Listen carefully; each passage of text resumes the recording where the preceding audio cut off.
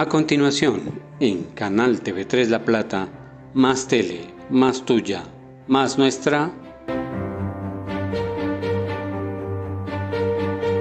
Un tinto con Pinto. Bienvenidos.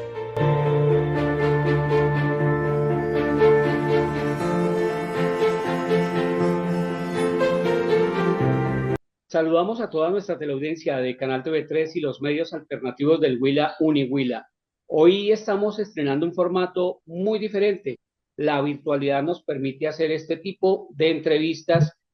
La iniciamos con el honorable senador Alberto Benavides. Bienvenido, senador, a este Un Tinto con Pinto. Pues muy buenas, muy agradecido por esta invitación. Me parece fundamental que podamos tener estas formas de conversación, pues por ahora virtuales, pero que también nos permiten enlazarnos regionalmente. Muchísimas gracias por la invitación y que un tinto con Pinto se convierta en un referente de la comunicación. Bueno, senador, nosotros tenemos que hacer un breve contexto de su trayectoria por el Senado, doctor Alberto. Hemos visto que usted ha venido a cubrir un poco la vacante que nos deja eh, el senador Gustavo Bolívar en su momento. Después de esto, cuéntenos un poquito cuál ha sido su trayectoria dentro del Senado. Bueno, mira, realmente yo en el quinto Congreso del Polo Democrático, la tendencia a la que yo pertenezco sacó la cuarta votación. Eso nos permitía estar en la propuesta de lista del pacto histórico desde el Polo Democrático. Pues lo de Bolívar es accidental, ¿cierto? Nosotros hacemos parte del Polo Democrático, hubiera sido Bolívar o cualquiera de las otras personas que se hubiera podido en su momento retirar por una serie de razones que se dieron allí. Yo vengo trabajando en el Polo Democrático desde su fundación. Hago parte de una tendencia que se llama Fuerza Común, una tendencia que a lo largo de 3 décadas ha relacionado la producción académica con la organización política, siguiendo justamente los pasos de una tradición en donde pensamos que el pensamiento situado, que las formas de construcción teórica e investigativa deben estar al servicio de las causas populares para poder ir construyendo caminos de transformación, caminos de emancipación. Nosotros hemos generado una serie de trabajos dedicándonos sobre todo a las relaciones entre territorio, cultura y poder. Tenemos un trabajo alrededor de las movilizaciones regionales. Yo he sido vocero de varias de esas movilizaciones regionales a lo largo de los últimos 28 años. He hecho parte de mesas de negociación alrededor de ello, pensando en que justamente los procesos de configuración regional en Colombia deben permitirnos dar una forma de organización política, económica, es que realmente se interese por la gente, por los trabajadores, por las vidas campesinas, por las economías populares.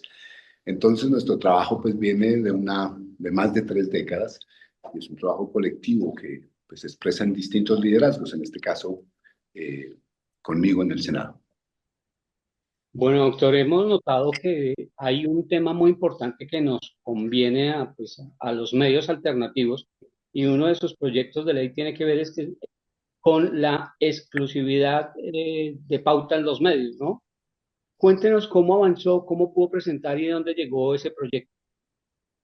Sí, ese proyecto avanzó bastante, creo que varias veces se ha presentado, tiene que ver justamente con la posibilidad por un lado, de la democratización de los medios, en términos, aquí pues hay una altísima concentración de las franjas y de las frecuencias, sobre todo por la serie de reformas que se dieron al principio de los 90, que permitieron un proceso de privatización o de una suerte de concentración privada del régimen comunicativo en Colombia.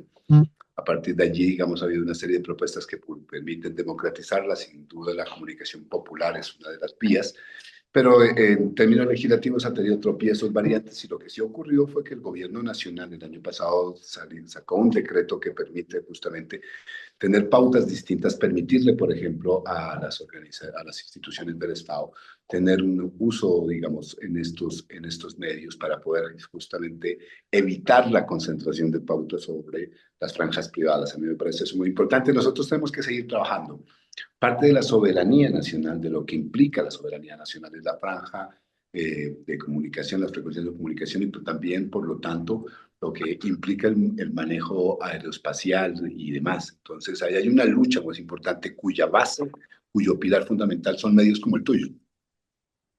Bueno, aquí surge algo también muy importante. Usted fue coordinador del Departamento Nacional de Planeación, atentando, pues trabajando muy bien con lo que era nuestro Plan Nacional de Desarrollo Potencia Mundial de la Vida. ¿Cómo hacemos para que estos temas trasciendan y no se nos queden en buenas intenciones? Ya que vienen pues unos temas importantes de todo índole, ¿no? Sí, mira, yo fui coordinador ponente del plan de desarrollo. Ahí hay varias cosas que entender. Nosotros somos el primer gobierno popular en Colombia. O sea, el primer gobierno que ve el mundo, que siente, que conoce el mundo desde una perspectiva social popular, ¿no? Y también somos el primer gobierno de izquierda y progresista de Colombia, que tiene, por lo tanto, una serie de prioridades centradas en los derechos de la población, en la redistribución de la riqueza y en la capacidad justamente de posibilitar un Estado cuya base sea el Estado social de derechos. Eso es muy importante. Por lo tanto, nuestro plan de desarrollo tiene dos partes en ese sentido.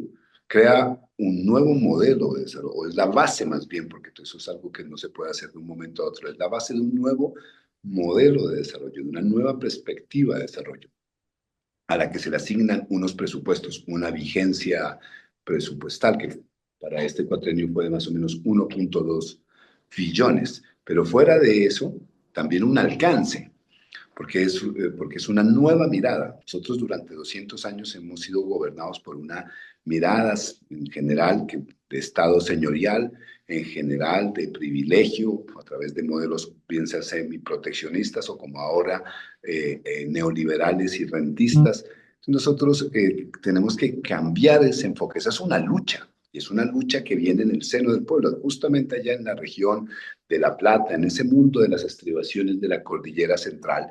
Esa lucha se inició hace un siglo con Quintín Lame y con una dinámica campesina y comercial que empezó a decir, bueno, aquí este Estado tiene que funcionar de una manera distinta. Nosotros lo que estamos recogiendo es esa lucha. ¿Qué implica hoy eso? Varias cosas. Primera, seguridad humana y justicia social. ¿Qué es seguridad humana y justicia social? Que los colombianos y colombianas tengan derechos. Eso claro que se vuelve efectivo. ¿Cómo se ha vuelto efectivo? Ahí en el departamento del Cauca, en el departamento del Huila, con una serie de inversiones puntuales, casi triplicadas en términos de inversión de infraestructura en educación y en salud. Una nueva mirada de entender la educación como una educación situada, y hay un manejo ahí justamente de crear universidades, de buscar formas de oferta que permitan algo que es fundamental en Colombia, ampliar el acceso a la educación, o sea, ampliar la cobertura de la educación, y eso se está haciendo de manera efectiva. En segundo lugar, las posibilidades de la justicia tiene que ver, y esa relación de justicia y seguridad tiene que ver también con lo que implica seguir insistiendo, pese a que existen las economías de la codicia, pese a que existen las economías políticas del narcotráfico, seguir insistiendo en la paz, porque ese es el que nos permite esa relación entre seguridad y justicia. En segundo lugar, nosotros pensamos muchísimo en la convergencia regional. Y ustedes han visto, digamos, justamente cómo se trazan distintas obras de infraestructura que permiten conectividad. Una que te voy a decir entre varias, la carretera que por fin se va a terminar entre Popayán e Isnos, que es fundamental. Y así otras formas de conectividad regional, la carretera que va de Mocoa hasta San Francisco en Puerto Asís.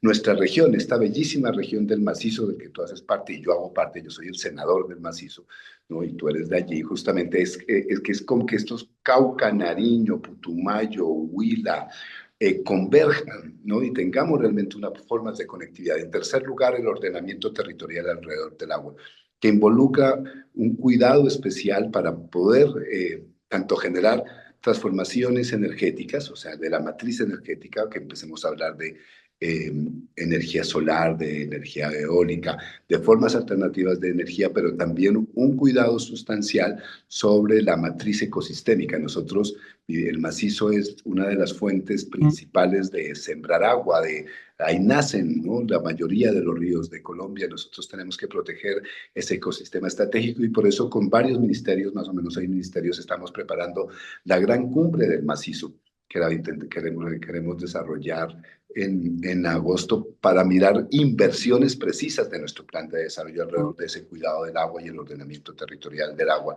Después tenemos todo lo que implica una transformación productiva, que es lenta, porque es que aquí esta gente ha sido muy rentista, es como que todo lo tienen como arriendo, incluso cooptan el Estado. Nosotros queremos desarrollar economía productiva. Esa economía productiva tiene dos partes. Por un lado, incentivar, tres partes. Por un lado, incentivar las capacidades de la vida campesina, que tengan, o sea, nosotros decimos que nuestros campesinos sepan tanto del asadón como del manejo de un dron, que nos permita justamente generar encadenamientos productivos para la soberanía alimentaria, pero por otro lado nosotros necesitamos un plan de reindustrialización poderoso. El Huila y el Cauca son vitales en ese sentido, pero aquí se han sido rezagados, ¿no? Nosotros podríamos tener una gran agroindustria entre esos dos departamentos muy potentes. Ese es el otro elemento. Y el último es algo que es fundamental y que en este gobierno ha sido un eje, que es el derecho humano a la alimentación. Y en este gobierno, en estos 2 años, se ha logrado que 2.500.000 personas dejen de pasar hambre, o sea, tengan las posibilidades de comer más de una vez al día.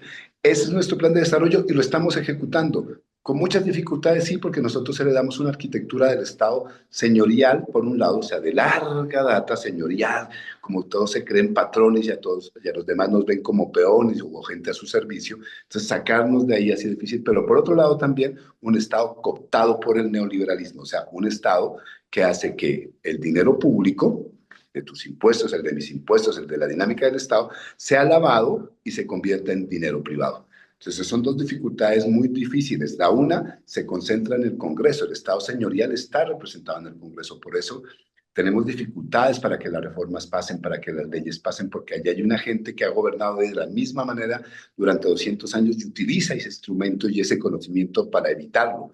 Pero también pues tenemos muchas limitaciones presupuestales porque el neoliberalismo ha generado una lógica de inversión que solo pasa por lo privado hacia ciertas regiones. Aquí todo está concentrado en Medellín, en Cali, en Bogotá y en Barranquilla. Entonces nuestras regiones quedan absolutamente rezagadas. Aún así, como nunca antes, las alcaldías han logrado, a través del presupuesto general de la nación, recibir recursos para los derechos, vuelvo y digo, para salud, educación y saneamiento básico. Bueno, aquí vienen unos temas muy interesantes precisamente sobre ese mismo. Vamos a conversar en nuestro segundo bloque después de esta breve pausa comercial. Quiero que pensemos un poquito en lo que es ahora la consulta popular, el cabildo abierto y que miremos un poquito el tema de la Colombia humana. Ya regresamos después de esta breve pausa. Ya regresamos con Un Tinto con Pinto. Continúe viendo Un Tinto con Pinto. Y regresamos a este tinto con pinto de manera virtual. Este se parece más a un tinto express. Vamos a hablar sobre algo que está efectivamente sobre la mesa. La consulta popular. ¿Por qué acogen ese mecanismo de consulta popular en estos momentos cuando muchos dicen que va a generar unos costos muy altos para el erario público y que eso lo deberían destinar a los planes de inversión que han dejado de hacer?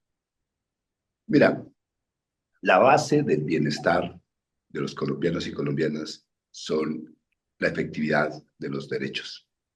Si tú no tienes derecho a la educación, si tú no tienes derecho y tus hijos no tienen derecho a la salud, si tú no tienes un derecho al trabajo, si tú no tienes derecho después de una vida de trabajo como periodista y demás a tener una pensión digna a una persona que siembra café allí en La Plata y en esas situaciones que están bueno, o arroz, etcétera, etcétera, no tienen derecho a una pensión, pues realmente la vida como tal se empobrece, se vuelve precaria y por lo tanto tampoco hay flujos monetarios ni flujos de capital. Entonces la economía en general se angosta.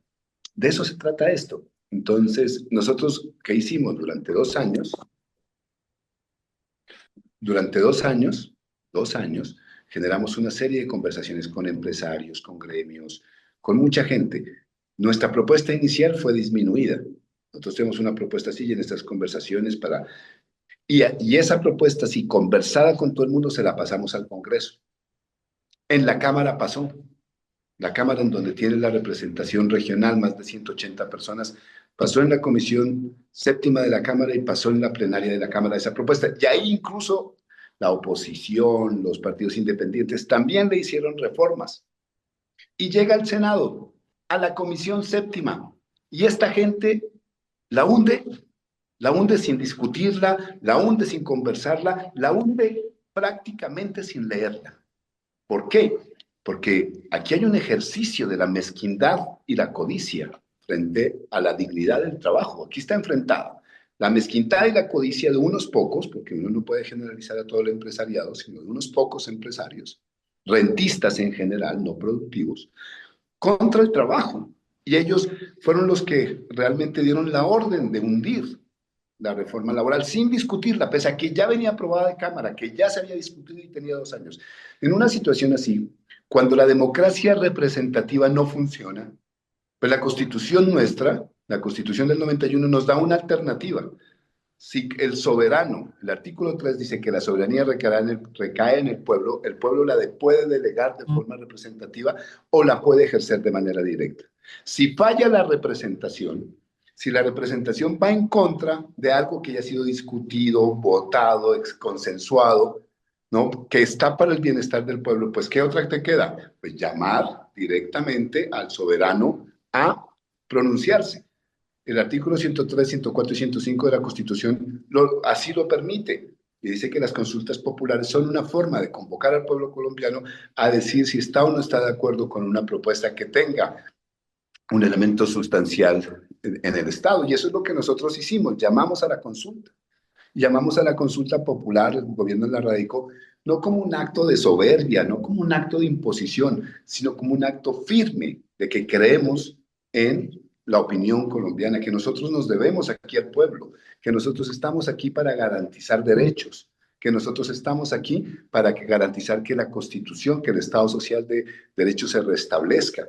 Y por eso convocamos a una consulta. Hombre, esto de los valores sí me parece como traído de los cabellos. Aquí Uribe hizo lo suyo cuando él quiso hacer, ¿no? Imponer ahí sí como una serie de medidas.